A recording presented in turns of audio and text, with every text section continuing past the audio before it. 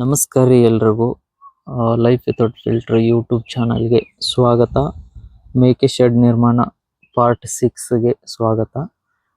ನಾವು ಮೇಲೆ ಸೀಟ್ ಹಾಕೊಂಡಾಯ್ತು, ಆಮೇಲೆ ಅಂಗಲ್ ಆಯಿತು, ಎಲ್ಲನೂ ಹಾಕೊಂಡಾಯ್ತು.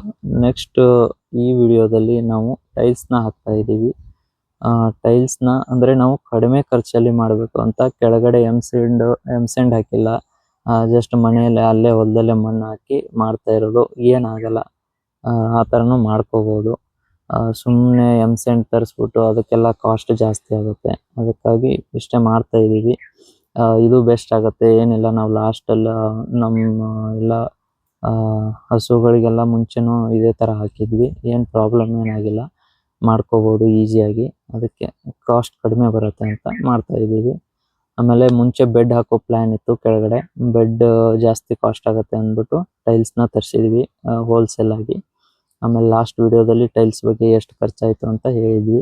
ಈ ಥರ ಎಲ್ಲ ಇನ್ಸ್ಟಾಲೇಷನ್ ಮಾಡ್ಕೊಂಡಿದ್ವಿ. ಇನ್ನೊಂದು ಸ್ವಲ್ಪ ಮಾಡ್ಕೋಬೇಕು, ಅದನ್ನು ಎಲ್ಲ ಮಾಡಿರ್ತೀವಿ. ಇದಕ್ಕೆಷ್ಟು ಕಾಸ್ಟ್ ಏನಿಲ್ಲ, ಲೇಬರ್ ಚಾರ್ಜ್ ಅಷ್ಟೇ. ಆಮೇಲೆ ಒಂದು ಸ್ವಲ್ಪ ಸಿಮೆಂಟು, ಆಮೇಲೆ ಎಮ್ ಸ್ಯಾಂಡ್ ಹತ್ತುತ್ತೆ.